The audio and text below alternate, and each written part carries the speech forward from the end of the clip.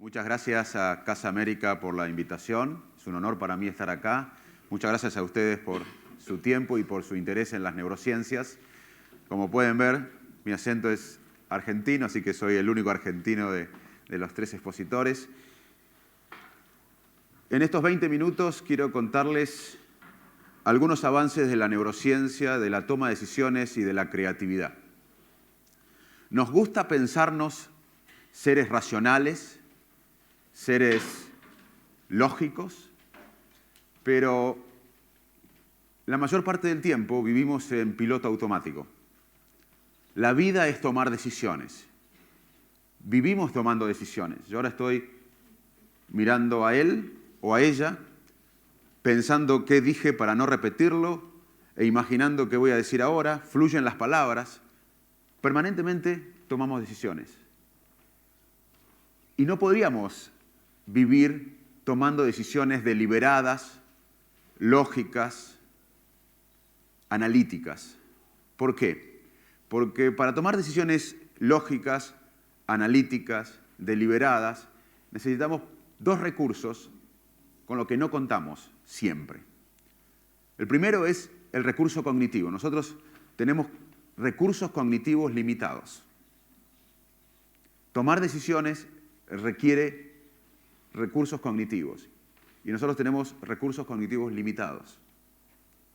Además, tomar decisiones lógicas, analíticas, deliberadas requiere conocer el porcentaje de riesgo y beneficio de cada opción. Y no siempre en la vida, casi nunca tenemos un porcentaje de riesgo o beneficio de cada opción. Así que por suerte, en los miles y miles de años de evolución de nuestro cerebro, el sistema nervioso desarrolló un proceso de toma de decisiones que usamos la mayor parte del día, que es automático, no llega a la conciencia, está influenciado por emociones del momento, por experiencias previas, por emociones previas, por memorias previas. Así funcionamos. ¿Se acuerdan hace unos años cuando salió de Nueva York un avión y el piloto con experiencia, con memorias previas, con experiencias previas, se dio cuenta que no tenía más motores? Y aterrizó en el río Hudson. ¿Se acuerdan de ese episodio cuando el avión aterrizó en el río Hudson? Si una computadora hubiese manejado ese avión, seguramente estuvieran muertos todos, no se hubieran salvado los 155 pasajeros que se salvaron. Porque el piloto tenía un cerebro humano, se pudo adaptar a un contexto que cambió, basado en experiencias previas, en aprendizajes previos, porque si yo como humano hubiese manejado el avión, también se hubiesen muertos todos. Pero nosotros tenemos un sistema de toma de decisiones que nos permite vivir en piloto automático la mayor parte del tiempo.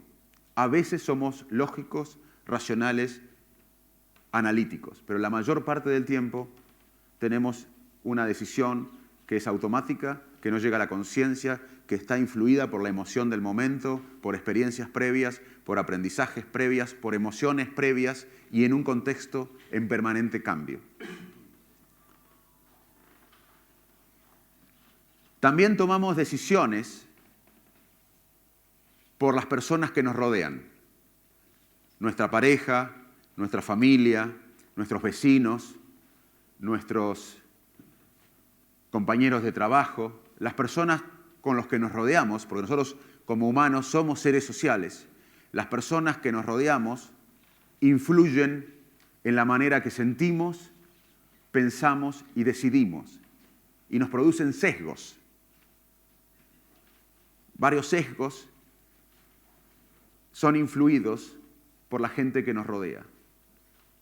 Y también, incluso, las sociedades en que vivimos y las historias de las sociedades en que vivimos influyen en la manera que sentimos, pensamos y decidimos.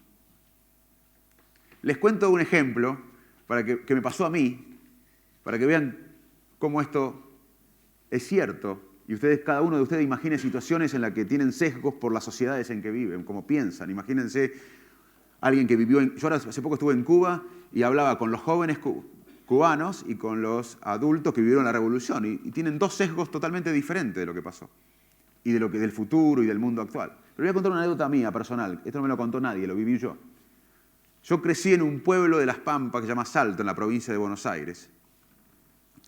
Y la verdad que mi vida, hasta los 17 años que fui a Buenos Aires a estudiar, era ese pueblo. Y con el regreso de la democracia argentina en el 83, muchos exiliados de mi pueblo y de todo el país volvían de España, de México. Mi ambiente era un ambiente bohemio, progresista. Yo tenía 13 o 14 años. Y ahora me doy cuenta, un sesgo. Yo pensaba, Facundo Manes, a los 13 años, en ese pueblo, con su entorno, con su ambiente, con la nueva democracia, con los exiliados volviendo, con esa ola de progresismo que había en Argentina. Yo pensaba, yo no iba nunca a Buenos Aires, mi vida era Salto. Yo pensaba que Estados Unidos e Inglaterra eran países, pensaban que vivían millones de personas, y pensaba, la verdad, yo pensaba a los 12, 13 años, que en Estados Unidos y en Inglaterra, los millones de personas que vivían ahí se levantaban a la mañana y lo primero que hacían cuando desayunaban era pensar cómo destruir a la Argentina.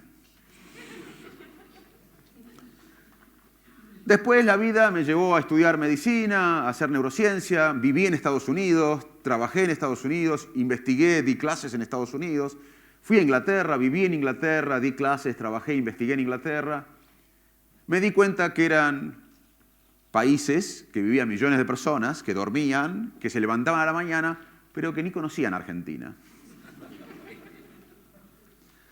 Cuando vuelvo a la Argentina, ya hace 15 años que estoy en Argentina, yo les aseguro que hace unos años, después de 10, 12 años de estar en Argentina, en el contexto argentino, volví a pensar que Estados Unidos e Inglaterra tenían millones de personas que el principal objetivo ciudadano era destruirnos a los argentinos.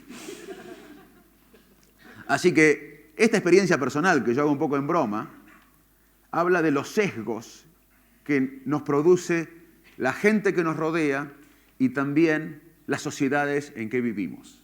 Así que la toma de decisión humana, la mayor parte del tiempo, es automática, no llega a la conciencia, está influida por la emoción actual, pero también por experiencias previas, emociones previas y aprendizajes previos. La mayor parte del día, la toma de decisión humana no es lógica ni computacional, sino está influenciada por las emociones. Obviamente que a veces tomamos decisiones lógicas, racionales, deliberadas, pero para eso necesitamos recursos cognitivos. Y los recursos cognitivos que tenemos son limitados. De hecho, ustedes pueden ver cuando ahora nos cansamos porque estamos trabajando en un documento Word, en un documento terminando un artículo en mi caso, o una nota periodística de los periodistas que hay acá, o cualquier texto de trabajo de ustedes, pero a su vez estamos chequeando el diario, chequeando mails, chequeando el teléfono con WhatsApp, Facebook, Twitter, y quedamos agotados. No hacemos mucho, pero quedamos agotados. ¿Por qué? Porque eso no es, lo llamamos multitarea, pero en realidad es cambio de tarea. La multitarea es lo que hacía Darwin, que no está mal. Darwin hacía 4 libros a la vez, y hacía un libro, se dedicaba a un libro, meses, después viajaba, volvía y dedicaba al libro 2, después unos meses, después viajaba, hacía otra cosa, volvía al libro 3, y avanzaba en cada libro, pero cada vez hacía una cosa por vez. Lo que hacemos actualmente, llamamos multitarea, pero es cambio de tarea. Es cambiar de tarea permanentemente. Eso baja la productividad. Nos sentimos más productivos, pero baja la productividad y nos agotamos, nos estresamos. ¿Por qué? Porque tenemos recursos cognitivos limitados. Entonces, por suerte, evolutivamente, nosotros tomamos decisiones en forma rápida, como atajos, basados en nuestras experiencias previas. Imagínense, hablando de esto de la multitarea, Kafka. Kafka era conocido porque se sentaba y escribía 4 o 5 horas y salía un cuento que influenció, maravilló la literatura. Imagínense a Kafka hoy, sentado en la computadora, intentando escribir el cuento con Facebook, Twitter, Instagram, emails, el diario, el teléfono, no hubiese hecho nada. O sea, mandar un texto manejando produce el mismo incidente de choque que una persona levemente alcoholizada, mandar un texto. O sea, la que llamamos multitarea en realidad es cambio de tarea y baja el rendimiento cognitivo y nos estresa. Así que tenemos recursos cognitivos limitados y además no tenemos las opciones. ¿Qué porcentaje de riesgo o beneficio fue casarme con mi mujer o mi mujer conmigo? Ahí tuvo bastante riesgo ella, pero la mayor parte de las decisiones no tenemos, para decir lógicamente, un análisis específico. Así que, por suerte, tenemos un mecanismo automático. Nosotros hicimos un experimento en Chile, que fue publicado en una revista muy importante científica, estudiando los chilenos mapuches y los chilenos no mapuches. Como muchos de ustedes saben, hay un conflicto étnico entre los chilenos mapuches y los chilenos no mapuches. Pusimos electrodos en la cabeza de ambos grupos y le mostrábamos fotos de mapuches y chilenos no mapuches. En menos de 120 milisegundos, menos de un parpadeo, el cerebro se daba cuenta si el de la foto pertenecía a su etnia o no, y si era de su etnia lo asociaba con algo positivo, amor y paz, y si no era de su etnia con algo negativo, odio y guerra, antes que sean conscientes. Así que imagínense cómo los prejuicios, cómo la intuición, cómo el pensamiento automático, cómo los sesgos influyen en nuestra decisión. Por eso tenemos las instituciones. En Uganda, la corrupción ha llegado al máximo, donde no hay instituciones. Hoy el político que no es corrupto no es elegido en Uganda. Esto pasa hoy. Por eso los seres humanos tenemos antídotos, que son las instituciones con muchas conductas que libradas al azar producen sociedades como la de Uganda, donde solamente el político es votado si la sociedad percibe que es corrupto, que es la única manera que va a recibir beneficios. Y no es que el cerebro de los dinamarqueses o de los suecos son diferentes, es que hay instituciones que son antídotos con muchas conductas humanas que tenemos por la biología. Pero nosotros, en la mayor parte de la evolución, estuvimos destinados a cuidar nuestro territorio, nuestra pareja, nuestra gente. Y hoy vivimos en una sociedad. Por eso, el informe de este año del Banco Mundial es sobre neurociencia. Pueden buscarlo, es Mente, Sociedad y Conducta. El Banco Mundial todos los años hace un informe de trabajo, de economía, de cualquier tema relacionado con la economía. Este año es sobre esto, sobre el cerebro, porque entender cómo la gente toma decisiones es importante para las políticas públicas. Porque muchas políticas públicas son hechas y pensadas para un target de país o sociedad sin saber cómo esa cultura o esa sociedad toma decisiones. Por ejemplo, en Inglaterra esto es un ejemplo de cómo, conociendo cómo tomamos decisiones los seres humanos, podemos mejorar la implementación de políticas públicas. En Inglaterra, a la gente que no pagaba impuestos le mandaban la misma carta que debía el impuesto, pero agregaban una frase que le decían: usted es el único del Estado, o uno de los pocos del Estado que no pagó los impuestos. A otro le decía: usted es uno de los pocos del país que no pagó impuestos. Y a otros le agregaban en la carta que le reclamaban lo que debía el señor o la señora al Estado, en la otra le agregaban una frase: usted es el único del barrio, o uno de los pocos del barrio que no pagó los impuestos. El 90% de la gente que recibía la carta que decía usted es uno de los pocos del barrio que no pagó el impuesto, pagaban los impuestos. Así que conocer el cerebro, más allá de lo fascinante que es, también ayuda a vivir en comunidad, a generar políticas que se puedan implementar en sociedades y tratar de vivir mejor en sociedad. Voy a utilizar los últimos 6 minutos de la charla para hablar del otro tema que me dieron y que elegí, que es creatividad. Hay libros de creatividad, hay cursos sobre creatividad, y la verdad que son creativos lo que hacen los libros o los cursos, porque no sabemos bien científicamente cómo se origina la creatividad. Lo que sí sabemos bastante bien, en mi opinión, es en qué contexto surge la creatividad. Todos tenemos el potencial creativo. No es que vamos a ir caminando por la Gran Vía y va a aparecer una idea, un rayo que nos va a meter una idea que cambia el mundo. No va a pasar eso, sinceramente. No le va a pasar a nadie. Pero todos tenemos el potencial creativo. Ahora, hay ciertos pasos para que surja la creatividad. Primero, hay un paso de preparación.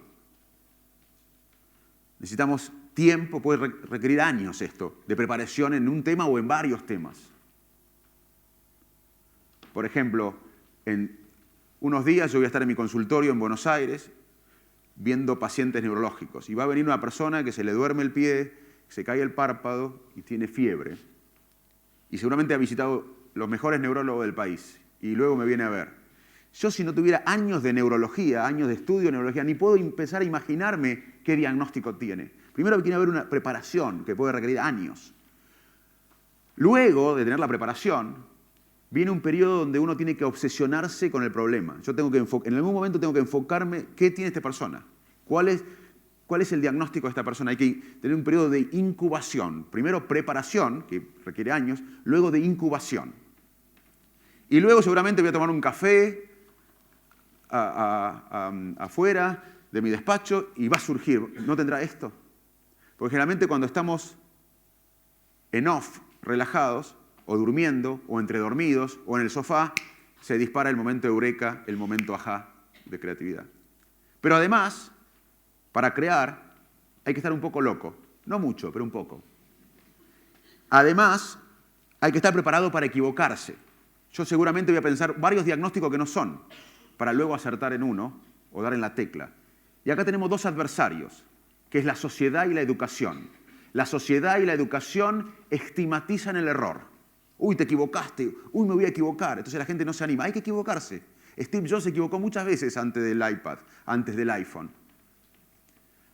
Nadie ha creado algo importante sin haberse equivocado muchas veces. Hay que estar preparado para equivocarse. Y la sociedad y la educación estigmatizan la equivocación. Y además que hay que crear un contexto creativo. ¿Por qué Oxford, Harvard, Cambridge, Stanford, Princeton son las mejores siempre universidades del mundo si las paredes son iguales, las computadoras personales son iguales, los sacos de los profesores son iguales, los pantalones de los alumnos son iguales, los escritorios son iguales? Porque en esos lugares, de 10 personas, 10 quieren cambiar el mundo. En la universidad 200, de 10 personas, por ahí uno quiere cambiar el mundo o dos quieren cambiar el mundo. Los otros quieren un título, un trabajito post-universidad. ¿Por qué Israel, un país que es un desierto, rodeado de países que le tiran bomba permanentemente, ha generado un ecosistema del conocimiento único en el mundo, o casi único en el mundo? Por un contexto. El contexto creativo es muy importante. Y le voy a contar ejemplos. Paul McCartney estaba obsesionado con una melodía, que fue Yesterday. Pero él era músico. Yo si hubiese estado obsesionado con una melodía no sale nada. Él tenía años de músico y luego se obsesionó, porque las ideas obsesivas correlacionan más con creatividad que el coeficiente intelectual. Si uno está en un rango de coeficiente intelectual normal, estar abajo o estar arriba no correlacionan tanto con creatividad. Pero las ideas obsesivas refrescan las ideas. Las obsesiones en algo refrescan las ideas. Así que, además de preparación, que era músico, estaba obsesionado. Pero un día se fue a dormir, Paul McCartney, y soñó la melodía de Yesterday. Y se levantó y la escribió. Así surgió Yesterday.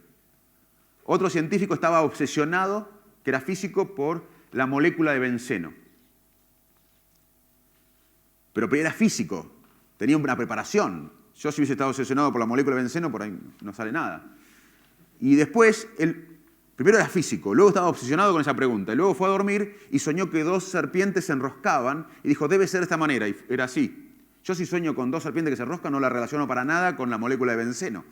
O sea, primero la preparación, luego la incubación y luego el cerebro no. Porque el cerebro cuando está apagado, cuando no hacemos nada, trabaja muchísimo.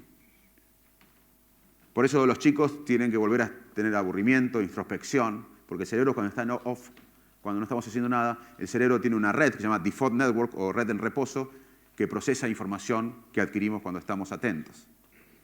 Así que para crear, para ser creativo, si bien hay una influencia genética, es importante la preparación en algo, o en varios temas o en unos temas. Segundo, es importante obsesionar, esta de preparación puede llevar años, después incubar, obsesionarse con ideas, las obsesiones refrescan las ideas. Luego relajarse. Además, estar un poco loco, preparado a equivocarse, y si es posible, crear un contexto creativo en el trabajo, en la familia, en la universidad, para crear.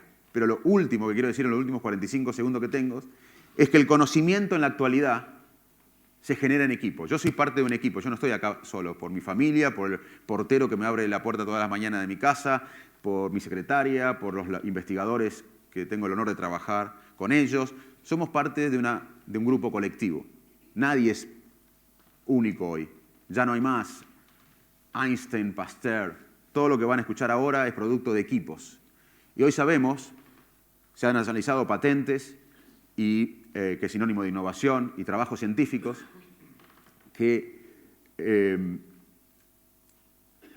la generación de conocimiento, no solo en ciencias duras, sino en ciencias humanísticas, se genera en equipo. Hoy el conocimiento se genera en equipo.